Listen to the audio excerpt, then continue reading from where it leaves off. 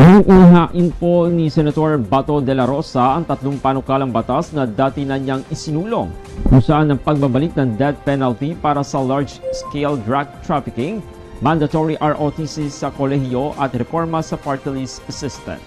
Ayon kay de la Rosa, dapat mapatawan ng parusang kamatayan sa lethal injection ng sinumang mahuhuling sangkot sa higit 1 kilong illegal na droga, bukal man o banyaga.